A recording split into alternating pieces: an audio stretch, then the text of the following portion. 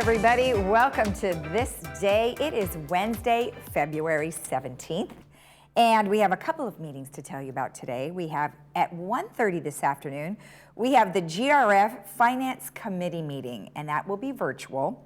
And you can always follow along on that one with lagunawoodsvillage.com/meetings. And then at 4:30 this afternoon, we have the third new resident orientation, and that is virtual also. However, to be able to participate with that, you will need to email becky.jackson@vmsinc.org to receive the link to be able to follow along with that. All right, on our show today, we have the Transportation Corridor Agency, and that's with Jeff Bott and Cynthia Connors. We talk all about the new toll roads that they've put in and new things to come, so it's really great. Great sitting down with them. Now, let's go ahead and give you our COVID-19 vaccination information. Now, of course, for the Laguna Woods Village vaccinations, you can go to 949-594-2533, and that is our vaccination hotline. We ask that you do not call resident services. However, the Laguna Woods Village alerts.com website does have an FAQ page in which you could go ahead and look up any questions you might have before calling that hotline. Now, we also have a brand new portal that is available through the website lagunawoodsvillagealerts.com. Now, you would click on the latest updates on the right-hand side that you can see there where the arrow is, and it will bring you to a second screen, which is the Memorial Care vaccination portal. You will then click on that, and it will you'll be able to put in a resident ID and various information that they will request from you to see when your appointment will be. So that is the best way to go through the Laguna Woods vaccination program, is through the portal for your appointment. Now, if you would like to be vaccinated through SoCA or Disneyland, you will register at othina.com. Now, you will register there, and they will assign you to either go to SoCA University or Disneyland, depending on availability. For more information on that, you can go to occovid19.ochealthinfo.com. Of course, if you would like information, we ask that you please stay tuned here at Village Television, and we will always have the latest information for you. Now, let's go ahead and take a look at our weather. Our weather is looking quite nice this week. We are going to be in the low or the high 60s, low 70s. So not very hot, but actually quite pleasant. Today, 68, 48. Tomorrow, sunshine, 70, 48. Partly cloudy Friday, 71, 45. Saturday, partly sunny. And then Sunday, some sunshine and warming up slightly, 75, 55. Our sunrise this morning was at 6:33. And the sunset will be at 5:38. Linda, thank you. What a beautiful photo of the creek. Really like that. And there's a little loon, I think, over there on the side. We appreciate you sending this in. If you have a photo you'd like to share with the village, please email it to lagunawoodsvillagetv@gmail.com. All right, when we return, we're going to speak with Jeff and Cynthia at TCA. Stay tuned.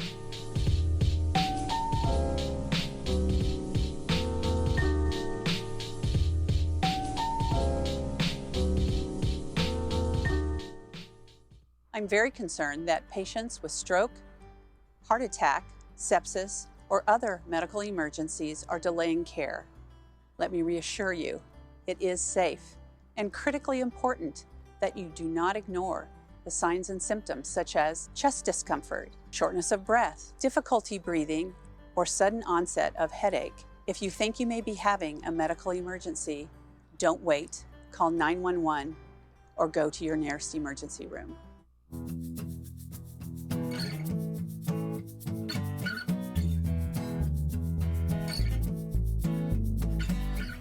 Welcome back. Well, today I am joined by Cynthia Connors, who's here on behalf of Laguna Woods Council. And then we have Jeff Bott, who is with TCA. Now, welcome both of you. I really appreciate you being here to talk to us about the toll roads. Well, thanks, Lisa. And thanks for bringing us here so we can tell our villagers a little bit about the roads and how they were built and how they operate and why they're not freeways. These toll roads are really a direct result of local action. All the city councils and the county supervisors who wanted to plan for improved transportation because we already had serious congestion and our population was exploding. Back in 1981, the Orange County population was 2 million, and now it's like 3.1 million. So certainly those extra roads were necessary. And our state and federal funding had dried up. So they tried something innovative because toll roads were big on the East Coast, but had never been done in California. And that's why we always called ours freeways, to distinguish them from toll roads. And each city in the area of impact of these roads has a voice in how they are run. And they were established by community leaders, and now they're operated by community leaders. And I'm the representative from Laguna Woods. Mm-hmm. Each affected city has a city council member on the boards, and the county supervisors have 3 representatives on the boards. Okay. The slide shows that our toll roads comprise 20% of Orange County's total freeway, highway roads. And 20% is a lot. And if here in Laguna Woods, we think about the traffic on Interstate 5 and on Malton Parkway that runs right through the middle of our city. And if there were 20% more traffic, it would certainly affect us, not just in the speed of traffic, but in the air pollution and the stop and go, et cetera. Right. Back in the day, in 1981, the roads were not originally planned as toll roads. They had planned to build them as regular freeways, but the state funding dried up and the federal highway system was enough built out, there were no more federal funds. Mm. So this was really innovative and risky at the time. This was our plan B, and they didn't really know whether Californians would pay to drive on toll roads that were actually parallel to the main roads. But they moved forward with the experiment, and in 1986, the state legislature enacted a statute which established the toll road authorities and the transportation corridor agencies, and enabled us to have a revenue source of tolls and developer impact fees to pay them off. Mm-hmm. So we issued bonds, which were non-recourse bonds. That is, the taxpayers were not on the hook for these bonds. The investors were taking kind of a risk because there were no roads, there were no revenues, there was no infrastructure, there was no organizing board, and we issued the bonds and they said, well, this is pretty risky. We're going to charge a pretty good interest rate in order to give you this money. And in the last 30 years, the boards and the roads have been very successful, and our bonds are now investment grade. And we've refinanced several times to get a lower interest rate. So it's really a success story. And it's still relevant now because we're still needing more transportation improvements here in South Orange County. Oh, yeah, absolutely. And then, that's really good information to know, because I have a feeling people are always saying, oh my gosh, they charge too much for a toll, but they're not realizing exactly where that money is going back. So that's really good information to know that it actually has been successful and it is being invested. So does that mean that you eventually will use whatever profits that you have now towards investing in new toll roads? We don't expect to build any more toll roads, but we do expect to be continually involved in improving transportation in South Orange County. Okay, that's awesome. Jeff, let's have you kind of catch us up on where TCA is today. So Cynthia pointed out that TCA really is a success story, and it really is. It's not really the story of the toll road agency. It is a story of local control, elected officials coming together and coming up with the plan B. And it was thought of as an experiment at the time. All the toll roads were back east, but flash forward today, it looks like the experiment worked out. We have 1.8 million fast track accounts. We developed the fast track technology a few decades ago that is now used with all tolling authorities in the state of California. So we have interoperability agreement. So you can literally use your fast track on any tolled lane or bridge in the entire state of California. Mm-hmm. We have about 350,000 trips a day that are on the toll roads. That's pre-COVID, of course. As Cynthia mentioned, that are taken off of local roads and freeways. Prior to COVID, we had nearly 1,000 signups a day for toll road accounts, and now it's about 700 or 800, so that's still pretty good.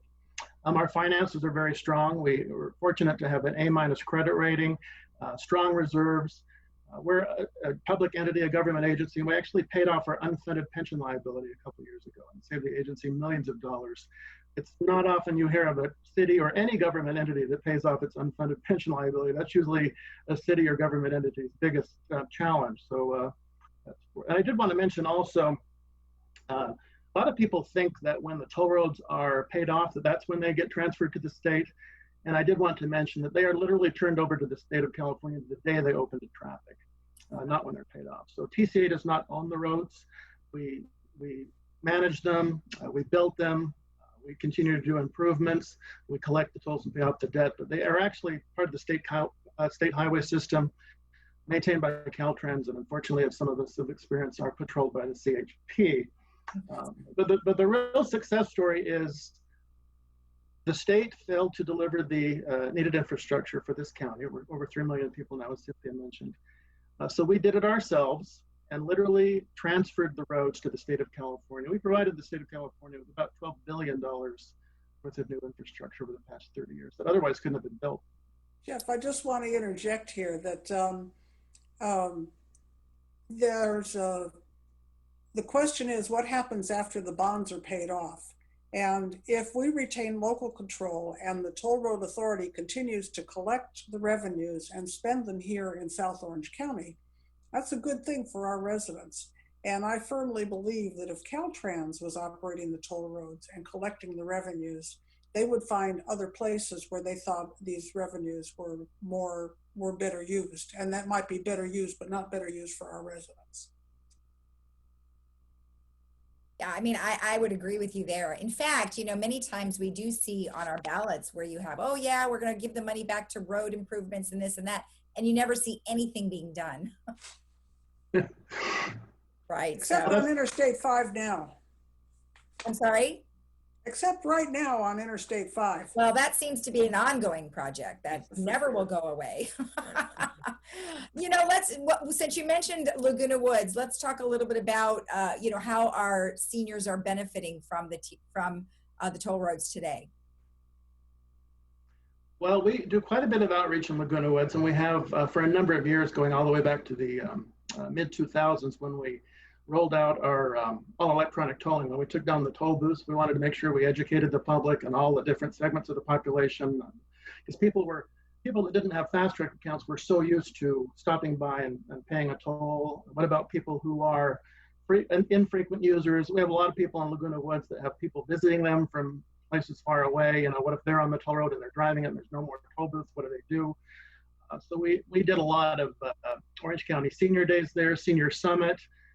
We had a speakers bureau there, spoke to the local Rotaries, Kiwanis, Exchange Clubs, had booths at events in Laguna Woods and also the surrounding senior centers.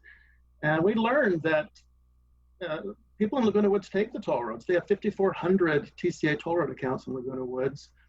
And I think my favorite thing about doing outreach in Laguna Woods was the stories that people would tell me at the booth about a grandchild visiting them from far away or a parent. Things I didn't even think about, like a caregiver who lived far away who took the toll roads to get to them, places they would go to take the toll roads, and some very nice comments like how pretty the 73 is and how fun and how beautiful it is to drive. It was really quite nice to do outreach in Laguna Woods. Whenever I have anybody from out of town visiting me, I just go online and add their license plate to my account and tell them, go ahead and drive the toll roads. And that's kind of a part of my hospitality, and it makes it very easy for them. Yeah, exactly. I do like the change that they made there where you don't have to, you have the accounts rather than having the money. Although I did think it was kind of nice when I had to stop and say hi to those people. Yeah. That was another comment we got most of, but I really liked my toll booth attendant. That's kind of unusual. That is. I mean, it's like when you drive into Laguna Woods, you know the gate ambassador, and you're like, hey, yeah. You know, whatever his name is. So I had people telling me that they would get in a specific line in the toll booth just so they could talk to their favorite toll booth attendant. You need to bring the people back just to say hi. Yeah. You know, go ahead. I was just going to say, in September of 2019, we actually had a sticker tag transponder day event in Laguna Woods where we Invited all the seniors to come, and we put on the new sticker tags because they're such tiny little things, and we thought that was fun. And Cynthia helped us out with that. And we had a couple hundred people there. It was really fun. We look forward to more of those days coming soon. Oh yeah. You know, let's talk about the environmental commitment. And the one thing that actually comes to mind for me is because I live out off of Oso Parkway, and so you know, you've got that big transition that just opened up not too long ago, and there was a big fight about environmental impact. And so we can talk about that later, but before we go into that, tell me a little bit about the construction and some of the protected habitat that we have. Well, Orange County is a great place to live. And when our elected officials way back when started planning the toll roads, I mean, we're talking 51 miles of toll roads, which do comprise 20% of the county's entire highway, major thoroughfare system. They wanted to make sure that our environment was protected. The place is a great place. Orange County is a great place to live, great quality of life. And we want to make sure we protect our open spaces. So when we built the toll roads, we set aside more than 2,000 acres of permanent open space. It's forever in perpetuity. Some of them have mitigation on them.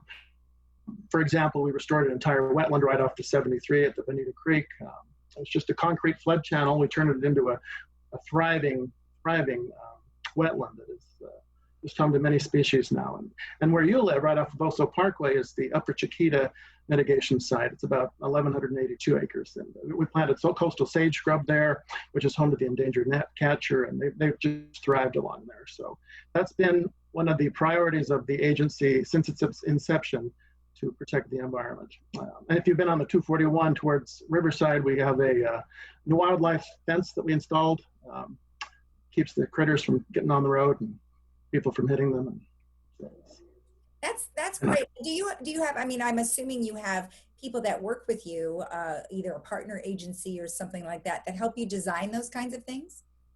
We do. We've used consultants in the past, but we do have an in-house environmental department, a chief environmental officer, and staff, and they do a fantastic job. They're just really great at their job, and they all love the environment and all of our mitigation sites. It's really a labor of love, and we go to those places often. So.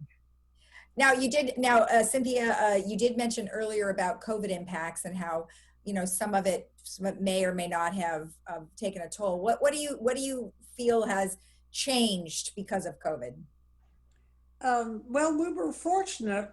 When COVID first struck, we had just appointed a new CEO, and Samuel Johnson is an exceptional hire from within, and has been the president of the, bet you didn't know there was such a thing, the International Bridge, Tunnel, and Tolling Association. But the first thing we did, of course, was take care of our workforce, and people began working remotely. And the second thing we did was to take care of our customers, and we upgraded our phone tree system and our internet and app system so more and more things could be done. And people didn't have to come into our centers to do any of the things, like I mentioned, to add a new license plate to your car. We deferred some capital projects. We brought some of our things that had been contracted out in-house at a significant financial savings. And our toll revenues were down substantially, between 40% or thereabouts for the first few months. And then they began rising, and now they're not back to where they were. But we were able to live within our new COVID budget through real careful planning and good oversight, probably because of fresh eyes from the new CEO. Yeah, that's a good point. Jeff, would you have some comments about COVID? It's definitely been a challenging time. I always tell people how challenging it is, you know, when your competition is the freeway and your facility is adjacent to that freeway, and people have a choice to take that, and you have to pay for that choice. And suddenly that competition has no traffic on it, because they were typically some of the most congested freeways in the nation. It was a pretty easy choice. I mean, like I said, 350,000 trips a day were chosen to be taken on the toll roads, and suddenly your competition's none. So thanks to our leadership on our great boards and our new CEO, we definitely trimmed the savings about 51%, and about $77 million in expenses. And that kept the credit rating good and our revenues good. No one at TCA lost their jobs, and we continued with our priority projects. So it's a great story, and we're doing okay. You know, we're doing okay still. Good. Now let's talk a little bit about some of the current projects real quick. If we can identify, the one that I did mention was Oso Parkway Bridge project, which just recently opened. Why don't you tell me a little bit about that? So that's been under construction for a couple of years. The toll road has ended at Oso Parkway for about 2 decades. It's always meant to go further, and I'll talk about that project later. But Oso Parkway Bridge connects to a brand new road out there called Los Patronos Parkway, which serves the new Rancho Mission Viejo development there, which is about 14,000 homes under construction and 5 million square feet of commercial space. And this Oso Bridge connects Los Patronos Parkway to the 241. Saves people from getting off at Oso Parkway, crossing a very busy Oso Parkway and getting back on Los Patronos or vice versa. You literally go underneath Oso Parkway. It's a $40 million project. We financed it. Orange County Public Works constructed it. But the most important thing I want to say about this project is we did it with cash on hand and did not have to issue any new debt to build this project, thanks to our strong financial position. Right, and that can really help, you know, many people. They don't necessarily have to go down the 5 freeway. They can just take that back road and put you out down to San Clemente. Yeah, that Los Patronos Parkway goes all the way to Cal Camp Road now, which is directly adjacent above Ortega Highway. Right, right, and then you just hop on the other stuff and it takes you over. That saves you from that busy Antonio Parkway with all those traffic lights. Right, right, and also, yeah, the 5 can get pretty congested there too. Oh yeah. Talk about some of the coming soon things. So right now we're working on the 241-91 Express connector. We're going to construct a toll lane in the median of the 241 that will fly over the 91 freeway and drop into the 91 Express lanes. That's in the final design stage right now. We'll start construction in 2023 and probably open to traffic in 2025. If you've been on a 241 northbound in the afternoons, it backs up quite a bit for several minutes because the 91 is so congested, and this will offer drivers a choice to have another option to avoid that and take a dedicated lane that goes under the 91 Express lanes. And that's part of a $600 million infrastructure package that we're working on with Riverside Transportation Authority and also Orange County Transportation Authority. And all of these projects are in development now and will all be built in the next several years. So that's great. And another good thing with that project, this is a $250 million project that we're paying for with cash on hand and not issuing new debt on. So it's all good that you can build projects with actual cash. Yeah, yeah, That's one of my favorite projects because anyone who ever drives to Palm Springs or Las Vegas or Riverside or San Bernardino knows how frustrating it can be to wait in that line.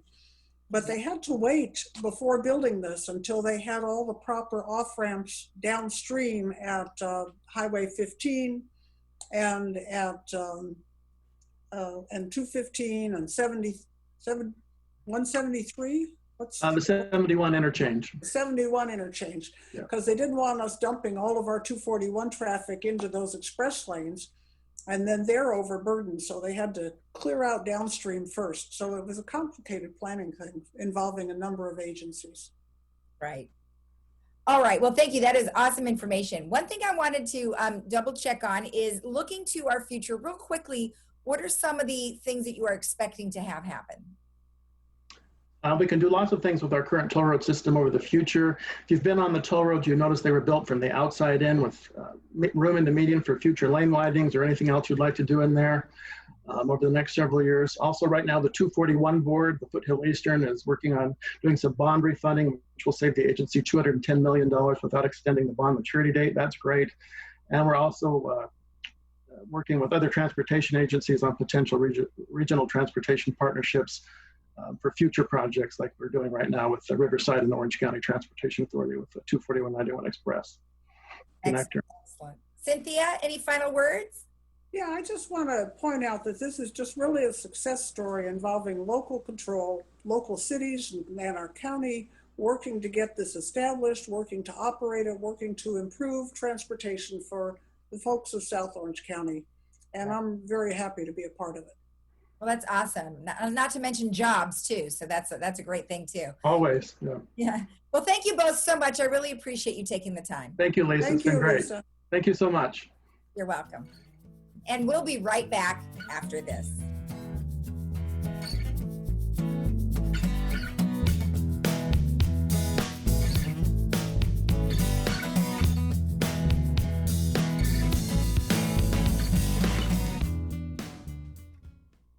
Improving your hearing is the most effective way to prevent cognitive decline. Research shows your brain cannot remember what it doesn't hear. Hi, I'm Ann Mundell-Noel, audiologist and owner of Amazing Hearing. Hearing loss makes understanding harder when others are wearing masks while doing Zoom calls, FaceTime, and watching TV. It's time to enjoy conversations again. Call Amazing Hearing to schedule your hearing appointment. We are the experts and we accept some insurances.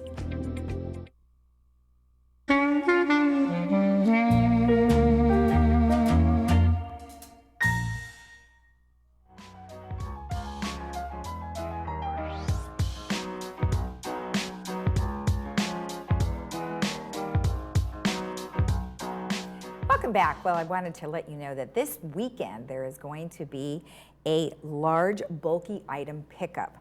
It will happen on Saturday, February 20th, but they do not want you to put your items out until you have contacted Resident Services. So if you have some large items that you would like to donate, please call Resident Services at 949-597-4600 prior to Saturday. So you can go ahead and get rid of those big items. Now, just to let you know that CVS is going to start having the vaccinations. Now, I don't know exactly when that's going to happen, but the best thing to do is to contact them. It is by appointment only. There is no cost with insurance or through a federal program. And that's going to be available in Aliso Viejo and Mission Viejo, but call 1-800-SHOP-CVS to find out when so you can schedule your appointment if you would like to go down that way. All right, let's take a look at the weather one last time. It's looking quite lovely for the remainder of this week and even through the weekend. We are looking at temperatures about 68-48 today. Tomorrow 70-48, Friday 71-45, Saturday 69-50, and then Sunday 75-55. So very nice this week. All right, have a great Wednesday, February 17th, and we will see you right back here again tomorrow at 9 a.m. Bye-bye.